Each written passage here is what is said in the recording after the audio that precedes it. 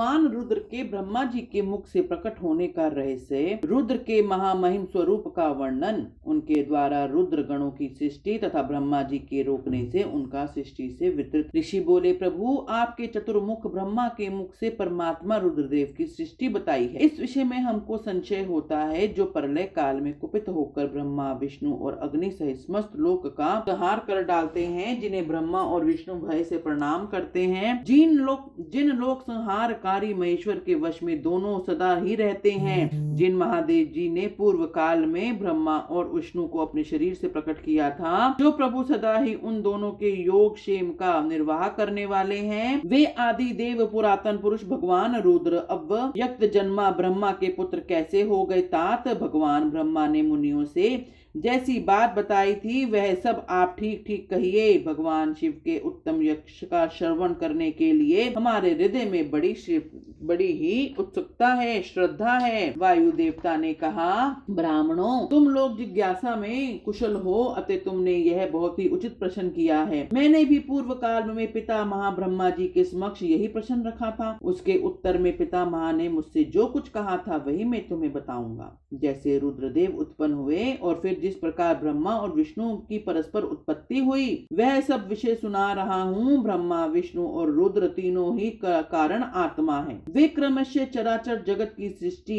पालन और संहार के हेतु हैं और साक्षात महेश्वर से प्रकट हुए हैं। उनमें परम ऐश्वर्य विद्यमान है। वे परमेश्वर से भावित और उनकी शक्ति से अधिष्ठित हो सदा उनके कार्य करने में समर्थ होते हैं। पूर्व काल में पिता महेश्वर ने ही उन तीनों को 3 कर्मों में नियुक्त किया था। ब्रह्मा की सृष्टि कार्य में, विष्णु की रक्षा कार्य तथा रुद्र की संहार कार्य में नियुक्ति हुई थी। कल्पानंतर में परमेश्वर शिव के प्रसाद से रुद्रदेव ने ब्रह्मा और नारायण की सृष्टि की थी। इसी तरह दूसरे कल्प में जगन्मय ब्रह्मा ने रुद्र तथा विष्णु को उत्पन्न किया था। फिर कल्पनांतर में भगवान विष्णु ने भी रुद्र तथा ब्रह्मा की सृष्टि की थी। इस तरह पुनः ब्रह्मा ने नारायण की और रुद्रदेव ने ब्रह्मा की सृष्टि की। इस प्रकार विभिन्न कल्पों में ब्रह्मा विष्णु और महेश्वर परस्पर उत्पन्न होते और एक दूसरे का हित चाहते हैं। उन कल्पों के वृतांत को लेकर महर्षि गण उनके प्रभाव का वर्णन किया करते हैं। प्रत्येक कल्प में भगवान रुद्र के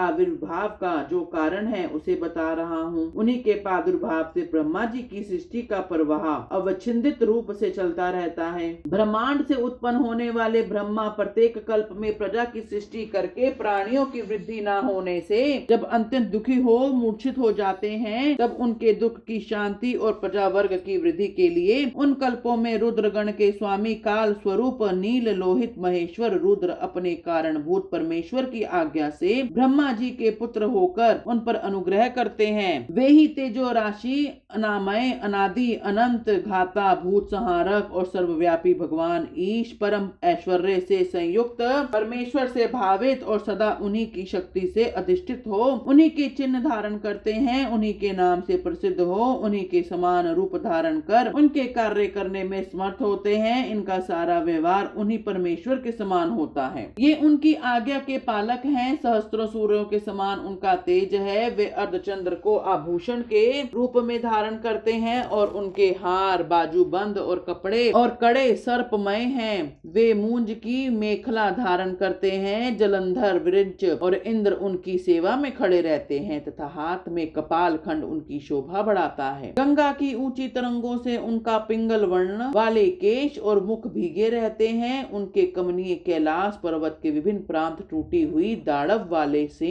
आदि वन्य पशुओं से आक्रांत हैं। उनके बाएं कानों के पास गोलाकार कुंडल झिलमिलाता रहता है। वे मान वृषभ पर सवारी करते हैं और उनकी वाणी महान मेघा की गर्जना के समान गंभीर है। कांति प्रचंड अग्नि के समान उद्दीप्त है और बल पराक्रम भी महान है। इस प्रकार ब्रह्मपुत्र महेश्वर का विशाल रूप बड़ा भयानक। वे ब्रह्मा जी को विज्ञान देकर सृष्टि कार्य में उनकी सहायता करते हैं तथा रुद्र के कृपा प्रसाद से प्रत्येक कल्प में प्रजापति की प्रजा सृष्टि पर वहां रूप से नित्य बनी रहती है। एक समय ब्रह्मा जी ने नील लोहित भगवान रुद्र से सृष्टि करने की प्रार्थना की। तब भगवान रुद्र ने मानसिक संकल्प के द्वारा बहुत से पुरुषों की सृष्टि की। वे सबके सब उनके अपने ही समान थे। सबने जटाजूट धारण कर रखे थे। सभी निर्भय, नीलकंठ और त्रिनेत्र थे। जरा और मृत्यु उनके पास नहीं पहुंच पाती थी। चमकीले शूल उनके श्रेष्ठ आयुध थे। उन रुद्र गणों ने संपूर्ण 14 भुवनों को आच्छादित कर लिया था। उन विविध रुद्रों को देखकर पितामह ने रुद्रदेव से कहा, देवेश्वर आपको नमस्कार है, बारंबार नमस्कार है। आप ऐसी प्रजाओं की सृष्टि ना कीजिए, आपका कल्याण हो। अब दूसरी प्रजाओं की सृष्टि कीजिए जो मरण धर्म वाली हो। ब्रह्मा जी के ऐसा कहने पर परमेश्वर रुद्र उनसे हंसते हुए बोले, मेरी सृष्टि वैसी नहीं होगी।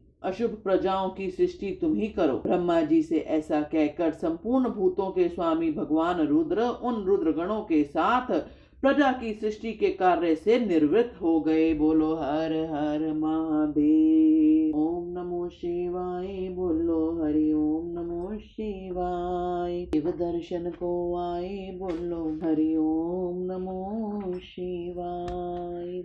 ओम नमो शिवाय। बोलो हरि ओम नमो शिवाय। शिव दर्शन को आए, बोलो हरि ओम नमो शिवाय। ओम नमो शिवाय।